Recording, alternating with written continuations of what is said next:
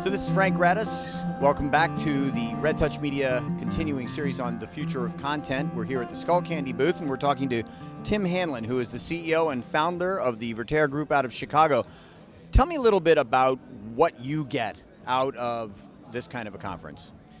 Yeah, it's gotten crazy over the years, but I would say anybody who's in the marketing and advertising and media fields needs to get much more comfortable with the rapid pace of technology, its change, the things that are real and the things that are maybe not so real, and start to bring back those things into the actual process of the day-to-day business when they go back to the office. I look at, for example, UHD, the Samsung curved screens and the next generation of high def. We can choose to believe it or not, like 3D, but if you're not already thinking about as a programmer, as a content producer, as a content distributor, even as an advertiser, if you're not thinking about sort of the next generation of video presentation, that's going to be a couple year cycle, and it's not something you can kind of just hope is either going to go away or just magically happen. Let's talk about the second screen experience and whether or not the idea of a second screen experience is viable or how it can be made to be viable.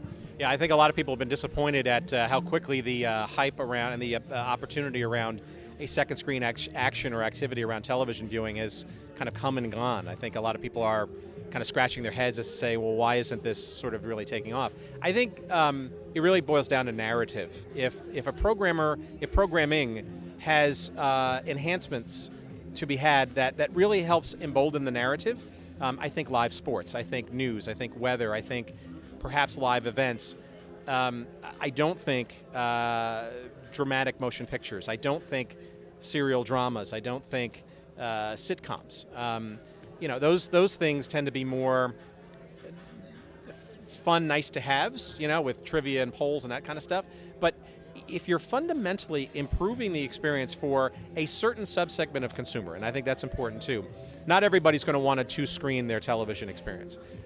But sports junkies who are interested in their teams or passionate about their sports and maybe participate in fantasy sports or have other games going on simultaneously, or if you're in Vegas, maybe are serial bettors, whatever, it takes all kinds.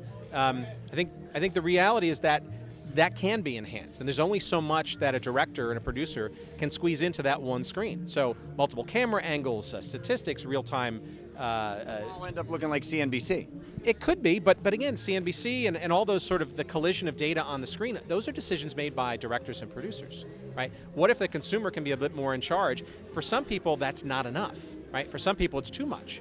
And to be able to give the consumer a little bit more flexibility, I think a second screen type of activity has a role to play. So I have one last question I'd like to ask you. Do you think that the traditional television network is going to live as a broadcaster that is casting broadly all of these different types of content, whether it's dramas and comedies and live sports and news and business and weather? It seems to me that with this proliferation of cable and all of what's going on the other off channels, whether it's digital or whether it's streaming, that the network's area of expertise will be that live stuff. I think there's always going to be a role for broadcasting, meaning big audiences, simultaneous, live and linear.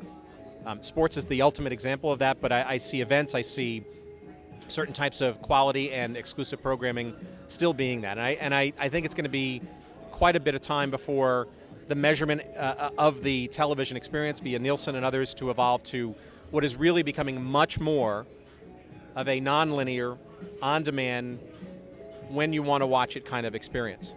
I think though, broadcasting is part of a bigger ecosystem now of distribution, which includes over-the-top, non-linear, on-demand, all these other kinds of ways where if you're an advertiser, maybe you need to aggregate those audiences, plural, across a longer period of time, maybe swapping out the ads at a certain period of time. Maybe it's that 8th day after the Nielsen Live +7 numbers, where a dynamic ad insertion is much more valuable and relevant than an ad that ran 3 days ago. To me, that's the opportunity, and I think that's nothing but upside if the people and the politics can get out of the way. So from CES 2014, this is Frank Radice for Red Touch Media at the Skull Candy booth.